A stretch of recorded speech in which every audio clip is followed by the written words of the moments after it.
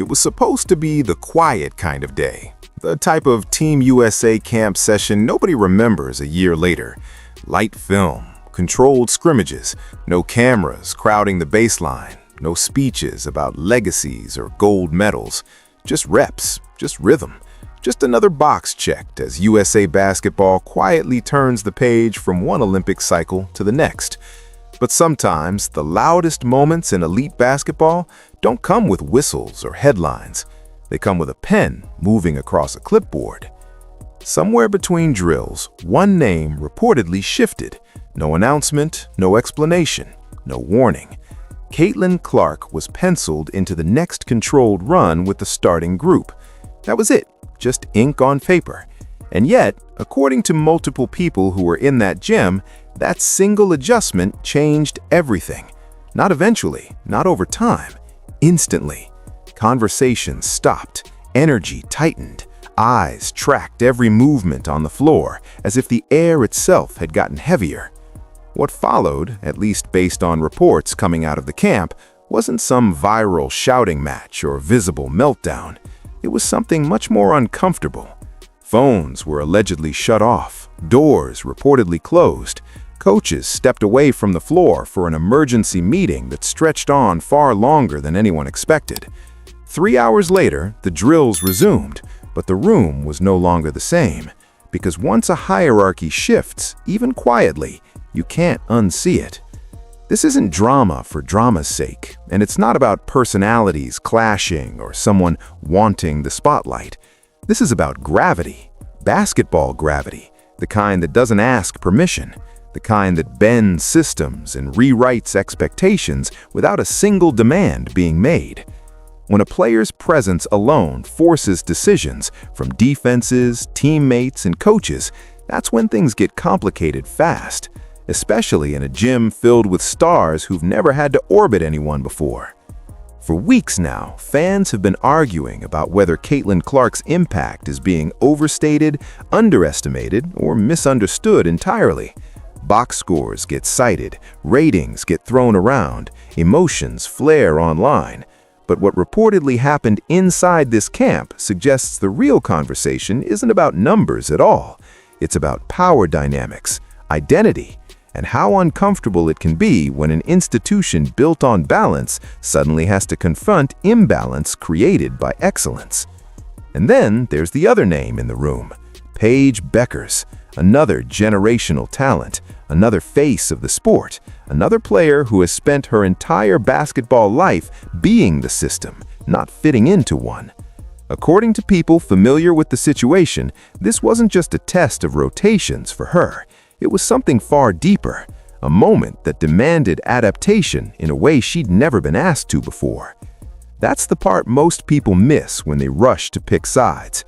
No one walked into that gym trying to start a fire. No one needed to. Sometimes all it takes is one subtle shift to expose questions that have been waiting beneath the surface for a long time. Questions about who the offense belongs to, who adjusts, who stays the same, and what happens when doing what's best for winning doesn't line up neatly with what everyone expected walking in. By the end of that session, nothing had been made official. No starting lineup released, no statements issued. Publicly, nothing happened, but privately, according to those who were there, everyone felt it. The moment Team USA realized this next era might not slide into place as smoothly as planned had arrived, not with noise, but with silence. And once that kind of tension shows up, it doesn't just disappear. This camp wasn't just another invite-only gathering of elite players. It was a reset, the quiet beginning of a new 4-year cycle, with the echoes of Paris still lingering and the pressure of Los Angeles already creeping into every decision. The 2024 games are done. That chapter is closed. And whether players want to admit it or not, every rep in this gym is now being judged through a 2028 lens. Who fits long-term? Who can scale? Who defines the next version of dominance? That's what makes this moment different from a normal all-star run or off-season workout. Team USA camps aren't about finding the best 5 players in a vacuum. They're about constructing a machine that will still be standing 4 summers from now, under the brightest lights, with the weight of expectation pressing from every angle. This is where pecking orders quietly form, where trust is built or chipped away, and where future roles start to take shape long before fans ever see a box score. The challenge facing the staff is almost paradoxical. The talent pool has never been deeper. Guards who could be franchise centerpieces anywhere else are competing for the same limited oxygen. Wings who dominate entire leagues are now asked to defend, screen, and space. Bigs who feast on touches are told to control possessions without ever hearing their name called in a play. On paper, it's a luxury problem. In reality, it's a pressure cooker. What makes this cycle even more delicate is that the women's game itself has shifted. The spotlight is brighter, the fan bases are louder, the business side is no longer background noise.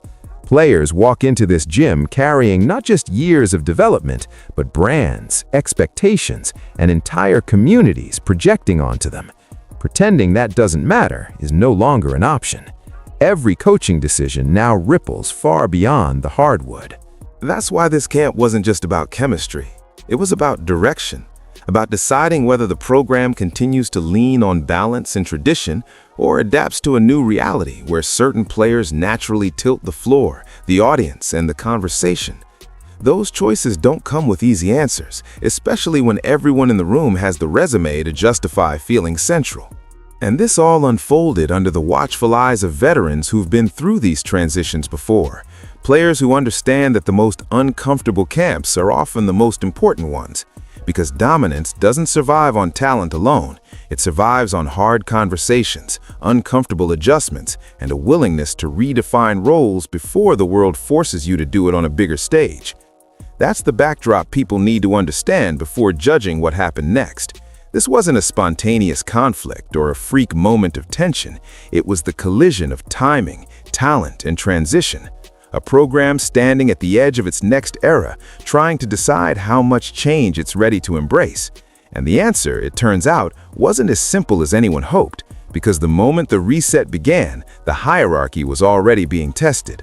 For Caitlin Clark, this camp isn't just another opportunity, it's unfinished business, the kind that sits quietly in the background, fueling every workout and every rep, even when no one's talking about it out loud. Not long ago, she was on the outside looking in, watching the Olympic roster announcements, knowing her name wouldn't be called. No gold medal chase, no Paris moment. Just a reminder that greatness doesn't always get fast-tracked, even when the spotlight says it should. What made that snub linger wasn't just the decision itself, but the way she responded to it. There were no public tantrums, no passive-aggressive comments, no subtle shots in interviews. Instead, she did what elite competitors tend to do when doors close quietly. She filed it away, let it sharpen her focus, let it harden her patience. When she finally showed up at this senior national camp, she didn't carry herself like someone cashing in on hype. She carried herself like someone who remembered how it felt to be told, "Not yet." That perspective matters more than people realize. Clark has been on both sides of the USA basketball pipeline before. She's been selected, she's been cut. She's experienced the pride and the disappointment that comes with wearing those 3 letters and with having them taken away just as quickly. So when she speaks about this camp being the highest honor in American basketball, it doesn't sound rehearsed. It sounds lived in, like someone who understands that these opportunities are never guaranteed, no matter how loud the crowd gets back home. And there's something else that gets overlooked in all of this. Despite the fame, the records, the logo range shots that turned arenas into events, Clark has never acted like the system owes her anything. People often confuse confidence with entitlement, but inside this gym, by most accounts, she wasn't asking for special treatment. She wasn't lobbying for touches. She wasn't demanding anything be built around her. She showed up early, locked in, playing the same way she always has, reading the floor, making fast decisions, and letting the game breathe. That's what makes her presence at this camp so loaded. She isn't chasing validation anymore. She's chasing alignment, a chance to finally merge her game with the highest level she's been measured against her entire career. And when a player arrives at that point, hungry, grounded, and already comfortable with rejection, they tend to move differently.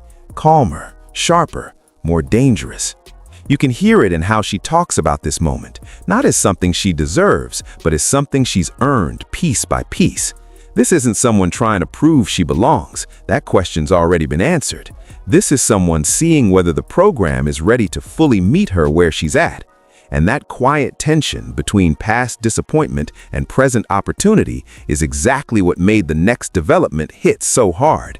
Because once she stepped onto that floor, it became clear that whatever chapter this was supposed to be, Caitlin Clark wasn't showing up to stay in the background. By the time day 3 rolled around, the camp had settled into a rhythm.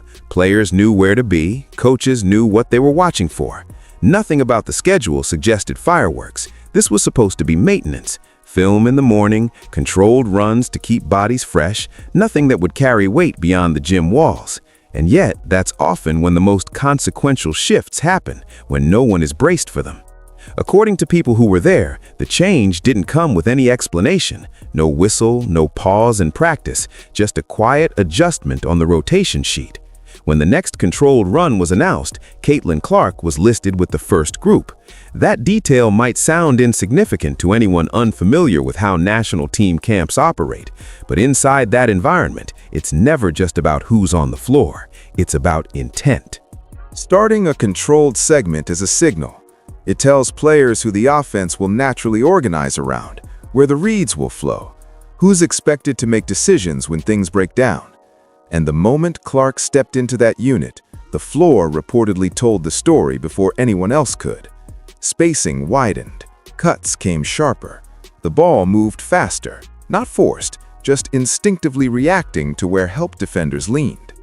What stood out wasn't noise or bravado, it was how normal it all looked. Clark didn't arrive announcing herself, no chest thumps, no exaggerated reactions after scores. She just played, directed traffic, took what the defense gave her, and then, almost casually, reminded everyone watching why her range changes geometry. One trip down, the defense went under. She didn't hesitate. The ball left her hands from absurd distance and splashed clean. No stare down, no celebration, just a turn and a sprint back on defense. Moments like that don't need commentary. Everyone in the gym understands what they mean. Because when a shot like that goes up in a Team USA setting, it's not evaluated as a highlight, it's evaluated as a choice, a statement about what defenses have to account for. And once that becomes real, the offense starts to bend around it, whether anyone plans for it or not. That's the part that reportedly caught people off guard. This wasn't a coach forcing a system. This wasn't a play drawn up to showcase anyone. The flow shifted organically. The ball found Clark.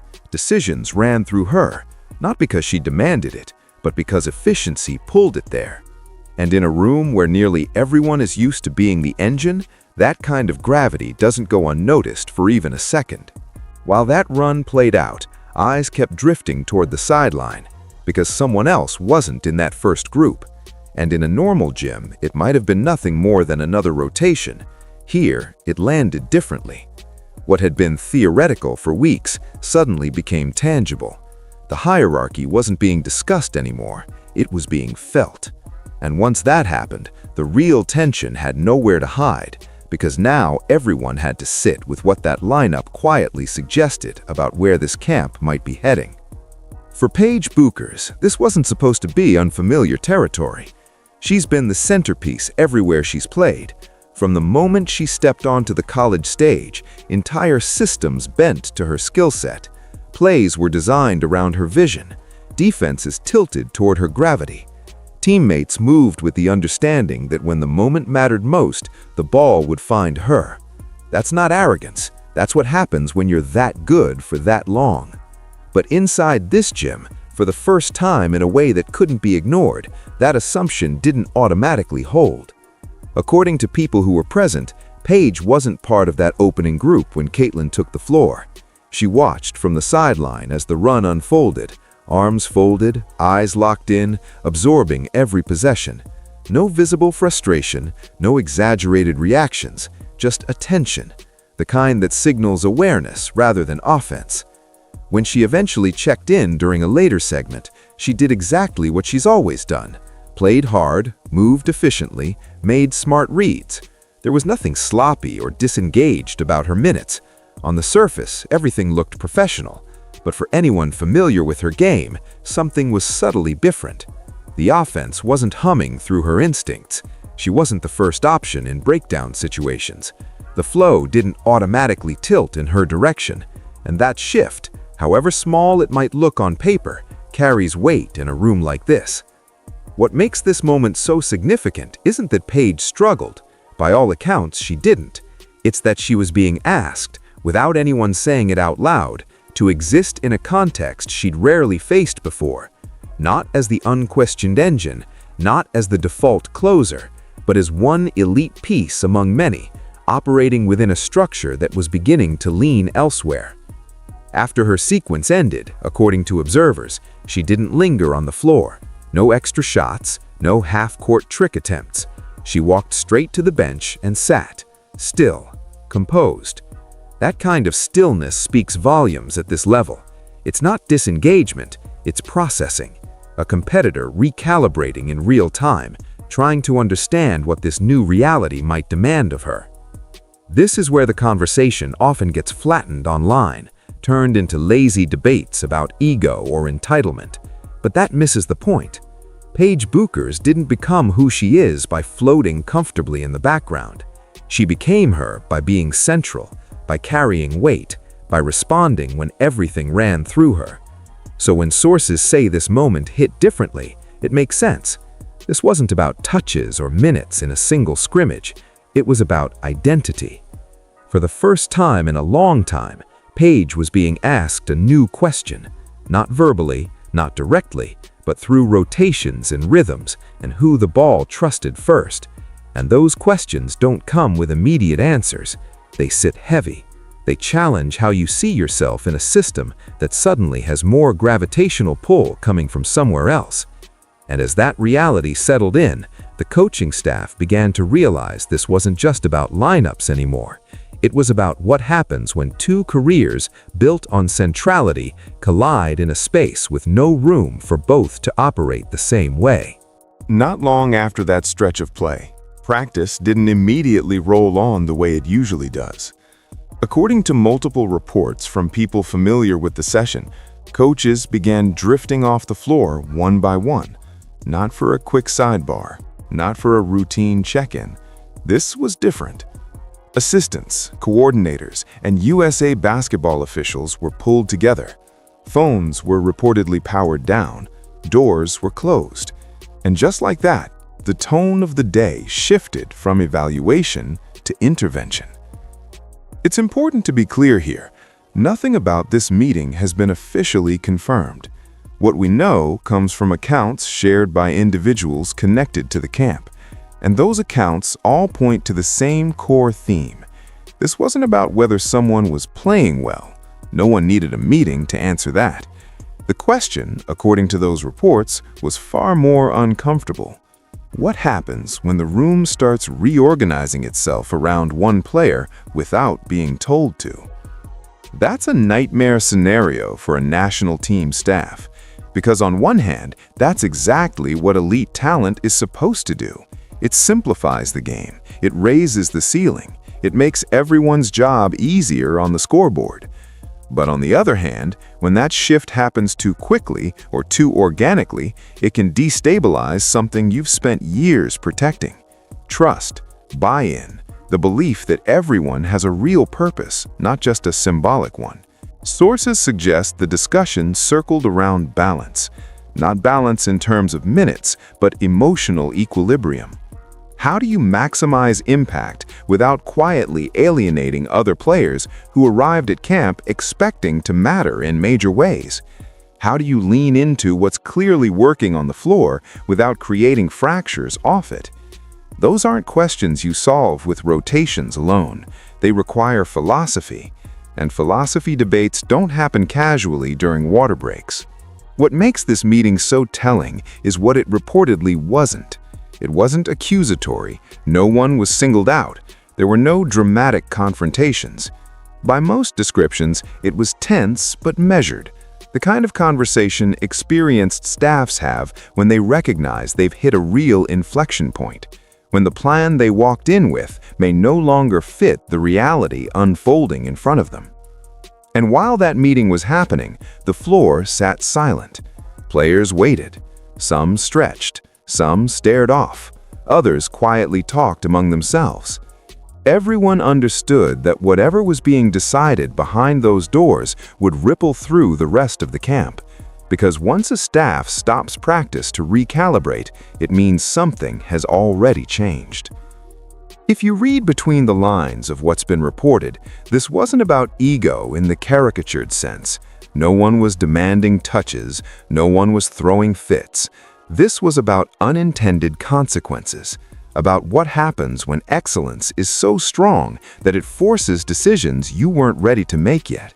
And the uncomfortable truth is, those moments often show up before a program feels prepared to handle them. When the doors eventually opened and practice resumed, nothing was said publicly. No explanations were given, but everyone in that gym could feel the weight of what had just taken place, because now the question wasn't hypothetical anymore. It was real. The staff had seen the room tilt, and once you acknowledge that kind of shift, you're no longer just coaching basketball, you're managing identities, and that's the hardest job there is in a gym full of stars. This is where the conversation shifts from personalities to physics, because what was happening on that floor, according to people who watched it closely, wasn't about favoritism or force-feeding touches. It was about gravity. Basketball gravity, the kind that doesn't announce itself and doesn't wait for permission, the kind that quietly reorganizes decision-making in real time. When Caitlin Clark has the ball, defenders behave differently. That's not opinion, that's reaction. Help defenders inch closer before they should. Bigs hesitate on whether to step up or stay home. Wings cheat toward her side of the floor even when she's 30 feet out. Those half steps matter, because once they happen, the offense doesn't need a play call, it just needs instincts to follow the openings that appear. Reports from camp describe this exact effect. Clark grabs a defensive rebound and immediately pushes the tempo. No signal, no look to the sideline. The defense scrambles to locate her first, not the rim. That panic creates a seam. Someone fills the lane uncontested. A shooter flares to the wing with no closeout. The bucket comes easily, and when you rewind it later, there's no single moment you can blame. Her pace created it before anyone could stop it. Slow that same possession down, and the advantage disappears. That's the part coaches see instantly. Tempo isn't just speed, it's pressure, and Clark applies it the second she touches the ball. Walk the ball up and defenses get set. Push it and choices have to be made now. Against elite athletes, that split second is everything.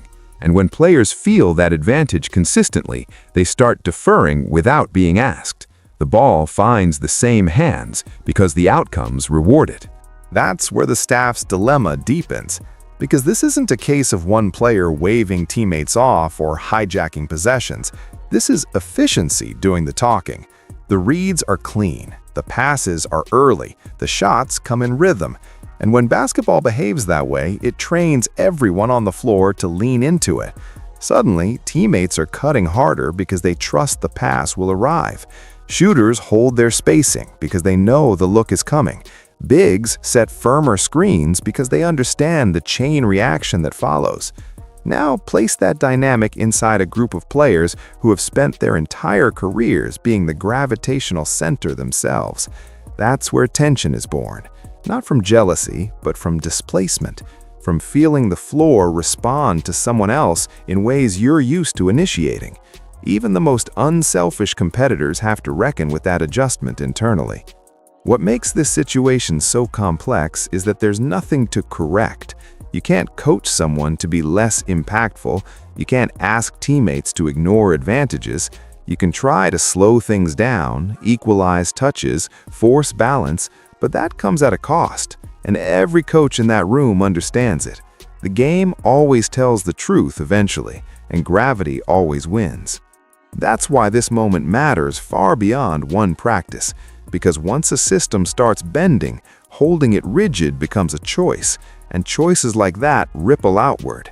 They influence lineups, buy-in, and who feels fully seen within the structure. This wasn't a player demanding space. This was space being created over and over again by how the game responded to her presence. And that's the uncomfortable reality Team USA now has to sit with. When gravity reorganizes everything naturally, the hard part isn't recognizing it. It's deciding how much you're willing to let it reshape the room and who's expected to adapt when it does. It didn't take long for whispers from inside the gym to leak outward. They always do. And once even the hint of a closed-door meeting made its way online, the conversation exploded. Not with nuance, not with patience, but with sides. Clips were reposted, old matchups were dragged back into timelines, comment sections turned into battlegrounds almost instantly, each camp convinced they were defending truth rather than preference. According to online chatter, Paige supporters framed the situation as disrespect, proof in their eyes that a proven star was being quietly sidelined. Caitlyn supporters fired back just as fast, arguing that impact is earned in real time and that the floor doesn't lie. Within hours, the discourse had drifted far beyond basketball decisions and into something heavier: popularity, attention, who really moves the needle, who the audience actually shows up for. That's when the tone changed. This stopped being about rotations at a practice and turned into a referendum on influence. Fans started throwing around claims about ratings, attendance, jersey sales. Some of it was exaggerated, some of it unverified, most of it emotional. But even the messiness of it revealed an uncomfortable truth the sport can't avoid anymore. The women's game doesn't exist in a vacuum now. Visibility matters, audience matters, and pretending otherwise doesn't make those forces disappear. This is the part few organizations like to say out loud. When a player pulls casual viewers into arenas and spikes television numbers, that impact travels with them into every space they enter, not as a demand, but as a reality. Decision makers feel it, broadcasters feel it, sponsors feel it, and yes, national programs feel it too. It doesn't mean basketball standards vanish, but it does mean they're no longer the only variable. That collision is especially sharp right now because the WNBA is growing at a speed it's never experienced before. Media deals are expanding, eyes are multiplying, players are no longer just athletes, they're entry points. And when someone becomes an entry point for a new audience, the ripple effects don't politely stop at league boundaries. They wash straight into Team USA's gym, whether anyone invites them or not. From the outside, it's easy to dismiss this as noise, just fans arguing, just timelines burning themselves out. But inside the building, the implications are very real. Because while coaches don't set lineups based on likes or retweets, they are acutely aware of the ecosystem they're operating in. They know which players the public is watching. They know what happens when a centerpiece sits, and they know the pressure that follows when excellence and exposure overlap. The danger comes when that reality collides with players who've been doing elite work long before the spotlight arrived. Veterans, stars, competitors who've sacrificed quietly while the sport was still fighting for visibility. For them, the surge of attention around one figure can feel less like opportunity and more like displacement. Not because they lack confidence, but because the ground beneath them is clearly shifting. And that's why the online firestorm isn't just background noise. It's a reflection of the larger transition the women's game is moving through. A moment where basketball value and brand gravity are no longer separable, where impact is measured in more than points, and where being central doesn't just mean controlling the offense, it means drawing the world's eyes with you. By the time the debates cooled, one thing was clear. This was no longer about whether anyone belonged in camp. That question was settled. The real issue now was how an institution built on balance adjusts when one presence pulls harder than the rest, and whether everyone involved, players, coaches, and fans alike, is ready to accept that the game they love is entering a very different era than the one that came before. What happens next depends on decisions that won't be announced with press releases or leaked quotes. And it's important to be clear here. Everything beyond this point lives in the realm of possibility, not certainty. There's been a lot of buzz online, and reports suggest several paths are being quietly discussed, but nothing has been locked in. What is clear is that this camp forced conversations that can't be unhad. On the calm, methodical end of the spectrum, the staff could do what elite programs have done for decades: slow everything down, sit in the discomfort, talk it through. That might mean staggered rotations, where responsibilities are crystal clear. One player initiates when one sits, another becomes the focal point against specific lineups. In that version of the future, minutes fluctuate, but purpose doesn't. Everyone knows when they matter and how they matter, even if their role doesn't mirror what they're used to back home. There's also the possibility of reframing expectations entirely. Reports suggest the idea of hybrid roles has already come up. Lineups where multiple creators share the floor, but with defined lanes rather than shared chaos. One becomes the tempo setter, another becomes the closer. That requires trust on both sides and a willingness to let go of instinctive habits that have been rewarded for years. It's doable, but it's demanding, and not every player is wired to thrive in that kind of ambiguity. Then there's the more difficult outcome that nobody openly roots for, but everyone quietly acknowledges exists. Sometimes the fit just isn't right at that moment. That doesn't mean failure. It doesn't mean someone lost. It means timing and priorities didn't align. A player could choose to step away from camp to focus on the grind waiting back in the league, or the staff could decide that preserving chemistry requires a different combination altogether. Those decisions are rarely dramatic in the room, but they echo loudly outside it. From the player's perspective, the math is personal. Is wearing USA worth sacrificing autonomy? Is chasing gold worth fewer on-ball reps? Is adapting to a role that doesn't reflect your resume a temporary challenge or a long-term compromise? For some, that answer is easy. For others, especially with bodies, careers, and contracts in mind, it's a much heavier calculation. And here's the part that gets lost in all the speculation. None of this is about bad behavior. According to what's been said, no one crossed lines, no one demanded anything. The tension exists because excellence is colliding, not because professionalism disappeared. That distinction matters. It's the difference between dysfunction and growing pains. Whatever direction this goes, one thing already feels settled. This isn't a conversation that fades when camp ends. It will resurface in future invites, in rotations, in high-stakes games where decisions have to be made quickly and publicly. The groundwork is being laid now in quiet rooms and long conversations for how this era of Team USA basketball will define itself. And that's why this moment carries weight beyond a single practice. The next move isn't about choosing sides, it's about choosing a direction.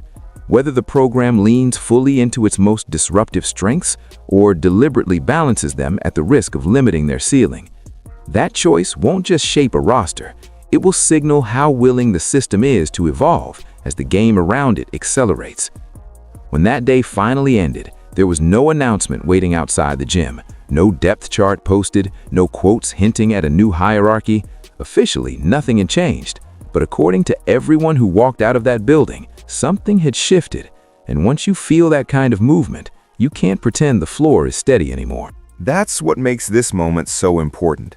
Not because it guarantees conflict, not because it promises drama, but because it exposed a truth that had been building quietly beneath the surface. This next era of women's basketball isn't going to arrive politely. It's going to push, it's going to compress timelines, and it's going to force decisions faster than systems are used to making them. What happened at this camp wasn't about one player being crowned or another being diminished. It was about recognition. Recognition that certain styles of play don't just fit into systems, they reshape them. And when that happens, the hardest part isn't adjusting tactics, it's asking elite competitors to adjust identity, to redefine how they matter without erasing who they've been. That's an uncomfortable process for everyone involved. Coaches have to weigh harmony against ceiling. Players have to decide where flexibility ends and self-respect begins. Programs have to confront whether tradition still serves a game that's evolving in real time. None of those questions come with clean answers, and pretending they don't exist only postpones the reckoning. The reason this story resonates isn't because it's rare, it's because it's familiar. Every sport hits this point, a moment where talent arrives so fully formed, so influential, that the old rhythm can't hold. In those moments, the organizations that thrive aren't the ones that resist change. They're the ones willing to sit in the discomfort long enough to understand it. That's where Team USA finds itself now, at the edge of something new. The hierarchy hasn't been rewritten yet, but the ink is hovering. Players feel it, coaches feel it, fans feel it. The shift didn't announce itself with noise, but it doesn't need to. Once the game shows you what it wants to become, your only choice is whether you're willing to let it. Because whatever comes next, whether it's seamless adaptation or growing pains, one thing is certain. The questions raised in that gym aren't going away. They'll show up again under brighter lights, louder crowds, and higher stakes. And when they do, everyone involved will remember the moment they realized the ground had already started to move.